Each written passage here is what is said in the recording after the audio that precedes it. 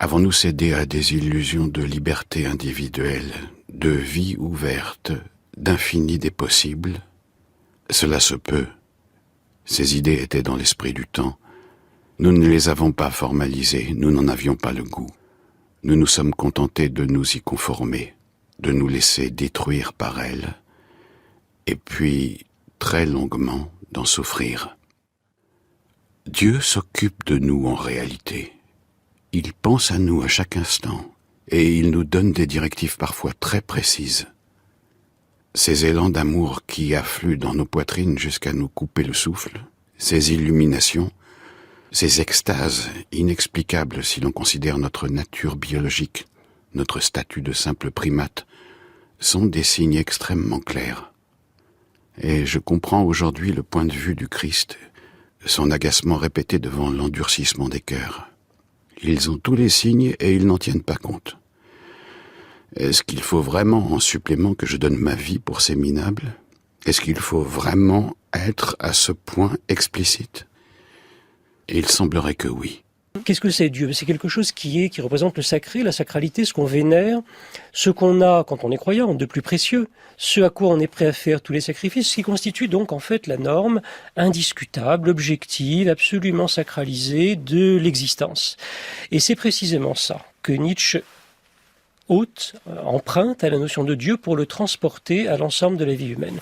Il va désigner par Dieu ces choses qui sont le sacré, les croyances fondamentales, les croyances capitales, réglant la vie humaine, en tout cas la vie humaine telle qu'elle est organisée dans la culture occidentale, parce que les choses varient de culture à culture. Pour Nietzsche, là, on parle donc de la nôtre, c'est-à-dire celle qui s'est constituée avec, grosso modo, l'héritage antique d'une part et judéo-chrétien d'autre part. Eh bien, ce que Nietzsche nous dit, c'est que ce qu'il y a de sacré, ce qu'il y a d'intouchable, ce qui fait l'objet d'un respect absolu pour nous, ce qu'il va appeler techniquement des valeurs, quand il parlera en s'adressant techniquement aux philosophes, cette fois-ci, eh bien, ces valeurs sont en crise, et plus qu'en crise, elles sont en train de perdre leur statut de valeur, de norme, de référence. Donc quand Nietzsche écrit, car il l'a écrit, et on va entendre le texte, Dieu est mort, il veut dire l'existence n'est plus sacrée.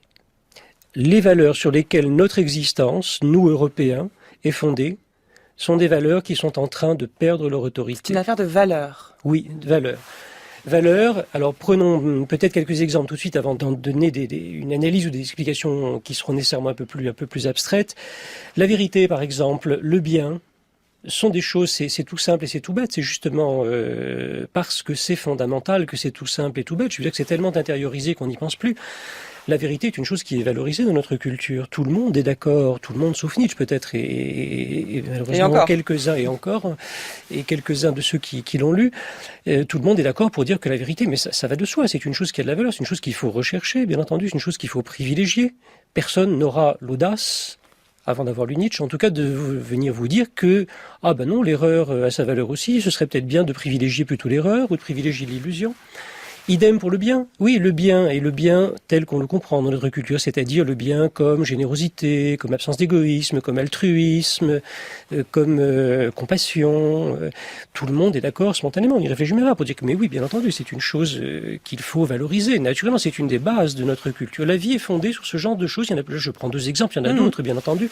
Mais je prends sciemment un exemple dans le domaine du savoir, disons, de la connaissance, et puis un deuxième qui est emprunté au domaine de la morale, pour signaler le fait que c'est l'ensemble des domaines constitutifs de la vie humaine qui reposent sur des valeurs. Alors là, il y a 2 exemples, il y en a beaucoup d'autres. Donc la vérité, le bien, sont des choses que l'on valorise. Absolument. En ce sens, ce sont des valeurs. Depuis l'aube de notre civilisation, c'est-à-dire, mettons en gros, pour simplifier, depuis l'Antiquité grecque, depuis Platon, depuis le platonisme, tout le monde est d'accord sur le fait que la connaissance est une chose qui est bonne en soi. Il faut chercher de la connaissance, il faut s'efforcer de la développer, de la construire, il faut construire une science, c'est-à-dire il faut rechercher la vérité en soi, pure, objective.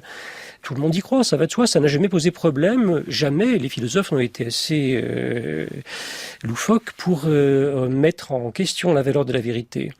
Et c'est pourtant ce que Nietzsche fait. Quand il parle de mort de Dieu, quand il parle de valeurs qui sont en train de perdre leur puissance d'attachement, de séduction, d'organisation de la vie humaine, c'est à ce genre de choses qu'il fait allusion. Donc effectivement, oui, l'existence, c'est ça que ça veut dire finalement, la mort de Dieu.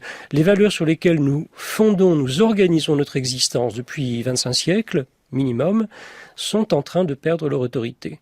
Les normes sur lesquelles nous avons construit quelque chose se fissurent. Effectivement, c'est la manière de vivre occidentale, européenne, appelez ça comme vous voulez, qui est en train de s'effondrer. Et cet effondrement, Nietzsche nous le raconte sous forme de récit, c'est au paragraphe 125 du Gai Savoir. N'avez-vous pas entendu parler de ce dément qui, dans la clarté de midi, alluma une lanterne, se précipita au marché et cria sans discontinuer « Je cherche Dieu, je cherche Dieu !» Étant donné qu'il y avait justement là beaucoup de ceux qui ne croient pas en Dieu, il déchaîna un énorme éclat de rire. « S'est-il donc perdu ?» disait l'un. « S'est-il égaré comme un enfant ?» disait l'autre. « Ou bien s'est-il caché ? A-t-il peur de nous ? S'est-il embarqué ? A-t-il émigré ?» Ainsi criait-il en riant dans une grande pagaille. Le démon se précipita au milieu d'eux et les transperça du regard. « Où est passé Dieu ?» lança-t-il. « Je vais vous le dire, nous l'avons tué. Vous et moi, nous sommes tous ces assassins. » Mais comment avons-nous fait cela ? Comment pûmes-nous boire la mer jusqu'à la dernière goutte ? Qui nous donna l'éponge pour faire disparaître tout l'horizon ? Ne faut-il pas allumer des lanternes à midi ? N'entendons-nous rien encore du bruit des fossoyeurs qui ensevelissent Dieu ? Ne sentons-nous rien encore de la décomposition divine ? Les dieux aussi se décomposent. Dieu est mort. Dieu demeure mort, et nous l'avons tué.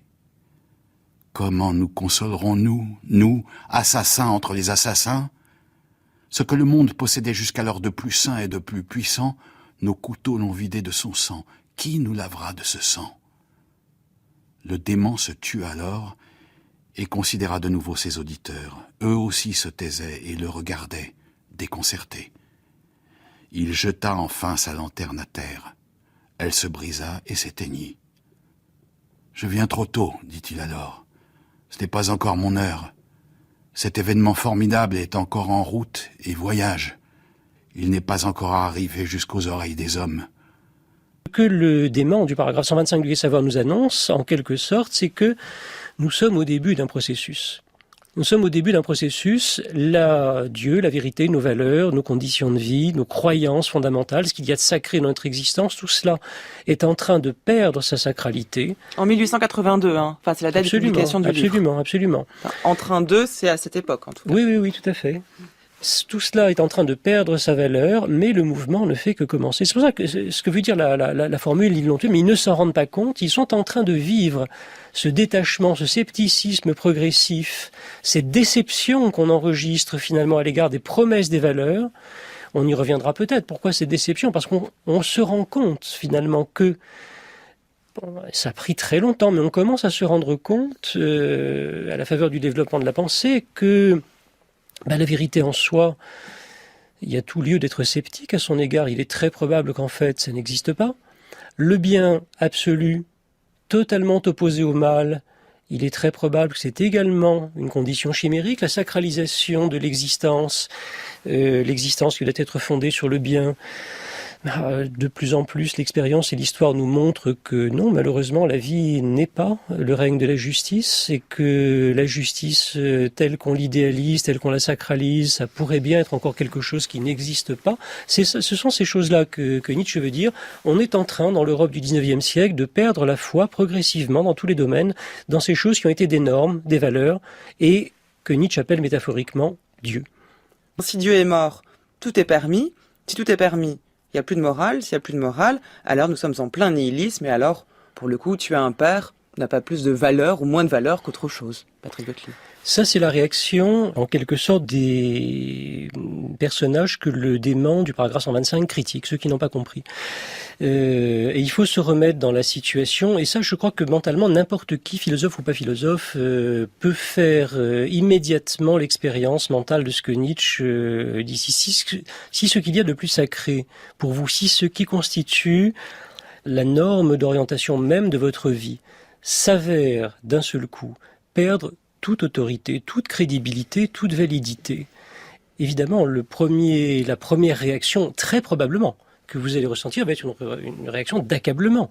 Alors j'ai vécu toute ma vie pour quelque chose qui n'a aucune valeur. Je me suis trompé depuis le début. C'est ça que vous dit finalement que ce cette, soit cette réaction. Dieu, un professeur, un père. Oui, mais encore plus, le cas de Dieu évidemment est encore plus, ou des valeurs du Dieu métaphorique est encore évidemment plus puissant. Donc c'est cette situation de désespoir qui entraîne dans ce raisonnement, qui est en fait un raisonnement fautif, de dire ah ben alors il n'y a plus de normes du tout. Il n'y a plus de normes du tout, donc on peut tout faire. Et finalement, les pires choses, elles étaient finalement interdites par une morale dont on voit qu'elle est en train de s'effondrer, elle n'est plus garantie par la caution qui la maintenait. Alors dans ce cas, effectivement, c'est la jungle, pour pas dire la boucherie. Mais c'est une erreur de raisonnement, parce que ce qu'on ne voit pas, et c'est ça que le dément essaie de faire comprendre à son public, c'est que notre manière de vivre était fondée sur certaines valeurs particulières. Il y a autant d'autres manières de vivre qu'il y a d'autres valeurs. Ce qu'il faut comprendre, c'est pas qu'il n'y a pas de normes du tout. C'est que nos normes à nous, probablement, étaient mal choisies. Et les valeurs que les différentes sociétés humaines vont mettre en place, de manière totalement erratique. En général, ça arrive par hasard. Il y a un groupe dominant qui impose telle chose, etc. Dans certains cas, ça va se trouver en accord, ça va se trouver favorisé, correspondre aux conditions d'épanouissement, d'intensification, de développement de la vie. Et dans d'autres cas, non. Ce qui fait que vous n'avez pas de normes théoriques, mais vous avez par contre une hiérarchie. Une hiérarchie. Il y a des valeurs, effectivement, avec lesquelles il est plus facile de vivre, il est plus profitable de vivre. Et le cas que Nietzsche cite toujours, dans les cas qui sont pour lui attestés documentairement, c'est le cas de la Grèce tragique. La culture grecque tragique est une culture qui a favorisé l'intensification de la vie, l'épanouissement, ce fameux miracle grec. Nietzsche nous dit, on se trompe en le mettant dans le socratisme et le platonisme, c'est à l'époque de la tragédie qu'il s'est produit. Ce que je raconte, c'est l'histoire des 2 prochains siècles. Je décris ce qui viendra, ce qui ne peut manquer de venir, l'avènement du nihilisme. Cette histoire peut être dès maintenant contée car la nécessité elle-même est à l'œuvre. Cet avenir parle déjà par 100 signes. Ce destin s'annonce de partout. Toutes les oreilles sont déjà tendues vers cette musique future.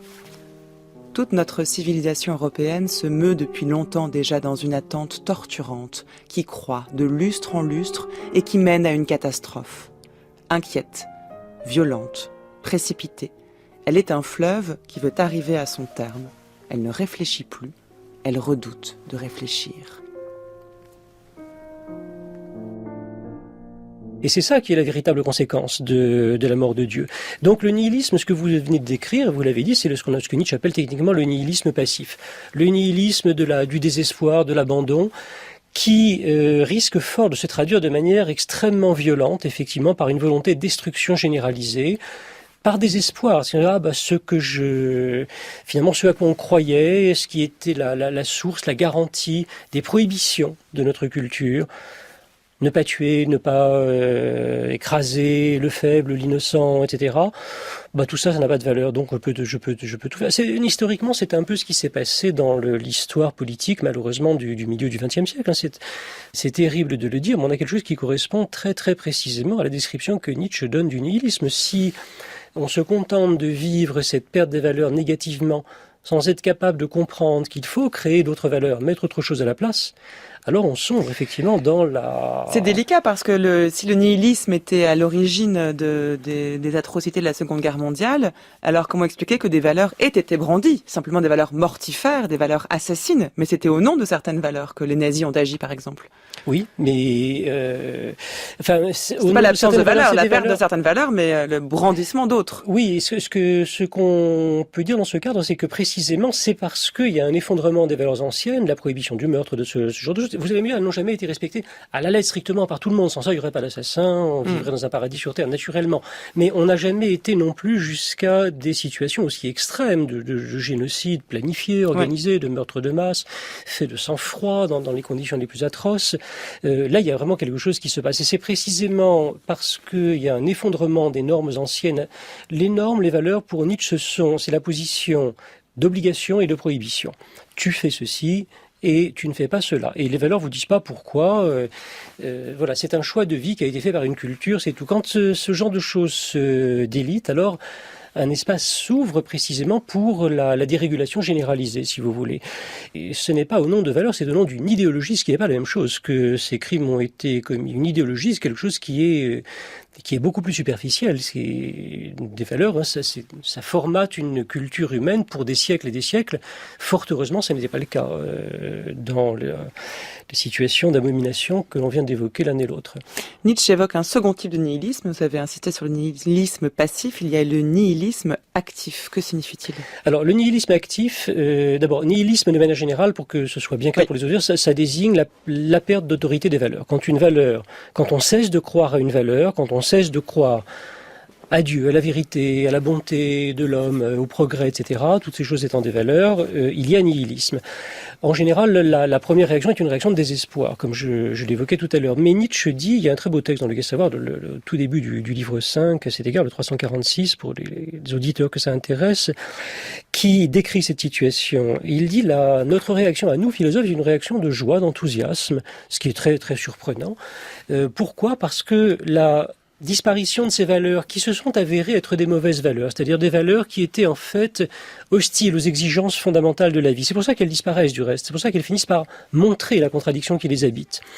Bon, ces valeurs disparaissent, nous autres philosophes, pour nous la voie est libre pour créer de nouvelles valeurs qui soient évidemment dans la mesure du possible un peu mieux pensées, mieux conçues, c'est-à-dire qui favorisent cette fois-ci le développement et l'épanouissement de la vie.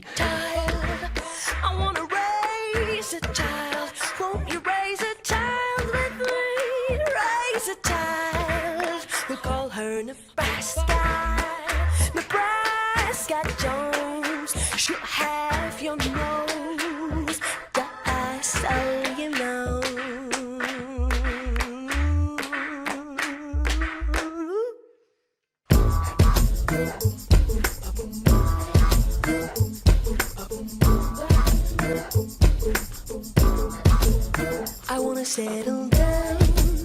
I wanna settle down. Won't you settle down with me? Settle down.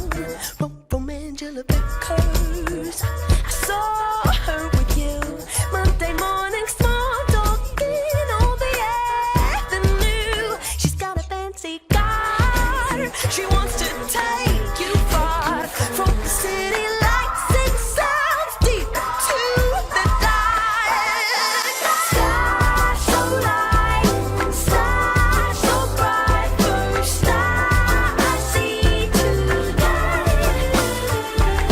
Star so light, star so bright, keep it by my side. I settle down. I wanna settle down. Baby, there's no need to run. I'll love you well. I wanna settle down. It's time.